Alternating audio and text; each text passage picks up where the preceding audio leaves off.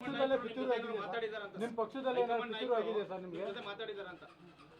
ಮಾತಾಡ್ತಾನೆ ಇರ್ತಾರೆ, ವಿಚಾರಗಳು ಹೇಳ್ತಾರೆ, ಮಾರ್ಗದರ್ಶನವನ್ನು ಮಾಡ್ತಾರೆ. ಈಗ ನಿಮ್ಮ ಪರವಾಗಿ ಯಾರು ಕೂಡ ಬ್ಯಾಟಿಂಗ್ ಮಾಡ್ಲಿಕ್ಕೆ ಮುಂದಾಗ್ತಾ ಇಲ್ಲ ರಾಜ್ಯ ನಾಯಕರು ಅಂತ.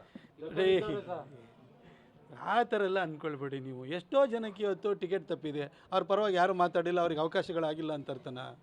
ಹಾಗೆಲ್ಲ ನೀವು ಅಂದ್ಕೊಳಕ್ಕೆ ಹೋಗಲೇಬೇಡಿ. ಒಂದೊಂದು ಸರಿ ಬೇರೆ ಬೇರೆ ಅವಕಾಶಗಳು ಲಭ್ಯವಾಗ್ತಾ ಇರ್ತವೆ. ಇನ್ನು ಮುಂದಿನ ದಿನಗಳಲ್ಲೂ ಕೂಡ ರಾಜಕೀಯ ಜೀವನ ಅನ್ನೋದು ಭಾಳ ದೊಡ್ಡದಿರ್ತದೆ. ಅದಕ್ಕೆ ಆ ಥರ ಯಾರೋ ಇವತ್ತು ನನಗೆಲ್ಲ ವಿರುದ್ಧ ನಿಂತ್ಬಿಟ್ಟಿದ್ದಾರೆ ಹಾಗೆ ಹೀಗೆ ಅಂತ ಯಾಕೆ ಭಾವಿಸಬೇಕು ನೀವು? ಏನು ಕಾರಣ ಅಂತ ಯಾಕಪ್ಪ ನೀನು ತಪ್ಪಿದೆ ಅಂತ ಯಾರು ಹೇಳಿದೆ ನಿಮಗೆ? ಒಳ್ಳೆ ಕತೆ ನಾನು ಹೇಳಲ್ವಲ್ಲ ನಿಮಗೆ, ನೀವು ಬರೀತಾ ಇರೋದು, ನೀವು ಹೇಳಿಕೆಯನ್ನು ಕೊಡ್ತಾ ಇರೋದು. ನಾನು ಹೇಳ್ತಾ ಇದ್ದೀನಲ್ವಾ, ನಾನು ನಿಮಗೆ ಹೇಳಿದ್ದೀನಿ. ಈಗ ಕೊಟ್ಟಿದ್ರ ಬಗ್ಗೆನೇ ತೃಪ್ತಿ ಇಲ್ದಲ್ಲಿ ನನಗೆ ಇನ್ನೂ ಜಾಸ್ತಿ ಬೇಕು ಬೇಕು ಬೇಕು ಆ ಥರ ಕೇಳುವಂಥ ಜಾಯಮಾನ ನಂದಲ್ಲ. ನಾನು ಇಲ್ಲಿ ಭಾವನಾತ್ಮಕ, ನಾನು ಮೊನ್ನೆನೂ ಕೂಡ ನೀವು ಅದಕ್ಕೆ ನೀವು ಪತ್ರಕರ್ತರಾಗಿ ನಿಮ್ಮ ವೃತ್ತಿಲಿ ನಿಮಗಿಂತಲೂ ನಾನು ಪಾಪ್ಯುಲರು, ನಿಮಗಿಂತಲೂ ಭಾಳ ಎಫಿಷಿಯೆಂಟಾಗಿ ನಾನು ಪತ್ರಕರ್ತನಾಗಿ ಈ ಕ್ಷೇತ್ರಕ್ಕೆ ಬಂದಿರೋನು. ಅದಕ್ಕೆ ನೀವು ನಾನಾದ್ರ ಮ್ಯಾನಿಪುಲೇಟ್ ಮಾಡೋಕ್ಕೆ ಹೋಗಬೇಡಿ. ಅದನ್ನು ಹೋಗಿ ನೋಡಿ. ನಾನು ಎಲ್ಲರಿಗೂ ನನ್ನ ಪತ್ರಕರ್ತ ಜೀವನದಲ್ಲಿ ಸು ರಮಾಕಾಂತ್ ಅವರಿಂದ ವಿಶ್ವೇಶ್ವರ ಭಟ್ರವರೆಗೂ ಎಲ್ಲರಿಗೂ ಕೂಡ ನಾನು ಧನ್ಯವಾದ ಹೇಳ್ತಾನೆ ಬಂದಿದ್ದೆ. ವಿಜಯ್ ಸಂಕೇಶ್ವರ್ ಸಾಹೇಬ್ರ ಬಗ್ಗೆ ನಾನು ಧನ್ಯವಾದವನ್ನು ಯಾವತ್ತೂ ಹೇಳೋಕ್ಕಾಗಿರಲಿಲ್ಲ.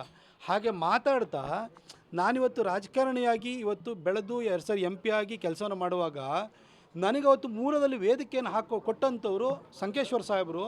ಅವರು ಮಾಲೀಕರಾಗಿ ನನ್ನ ಅವರ ಕಚೇರಿಯಲ್ಲಿ ಕೆಲಸ ಮಾಡುವ, ಅವರ ಪತ್ರಿಕೆಯಲ್ಲಿ ಬರೆಯುವಂಥ ಒಬ್ಬ ಸಣ್ಣ ಅಂಕಣಕಾರನಿಗೆ ಕರೆ ಮಾಡಿಬಿಟ್ಟು ಅಷ್ಟು ದೊಡ್ಡ ಮಾಲೀಕರು ಭಾಳ ಚೆನ್ನಾಗಿ ಬರೆದಿದೆಯಾ ಅಂತ ಹೇಳಿದಾಗ ಅಷ್ಟು ನನ್ನ ಆತ್ಮಸ್ಥೈರ್ಯನ ಹೆಚ್ಚು ಮಾಡ್ತಿತ್ತು ಅಂತಂದಾಗ ಆ ಕ್ಷಣಕ್ಕೆ ಭಾವುಕ ಆದೆ. ನಾನು ಟಿಕೆಟ್ ವಿಷಯದಲ್ಲಿ ಭಾವುಕ ಆಗಿದ್ದೇನೆ ಇಲ್ಲ ನೋಡಿ.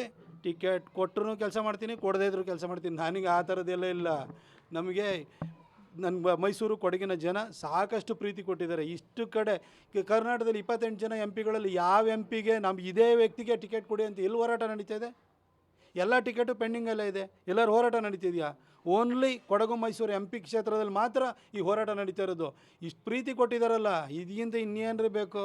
ಏನು MP ಆಗಿ ಹುಟ್ಟಿದ್ನಾ ಅಥವಾ MP ಆಗಿ ಸಾಯ್ತೀನಾ? ಇಲ್ಲ ಅಲ್ವಾ?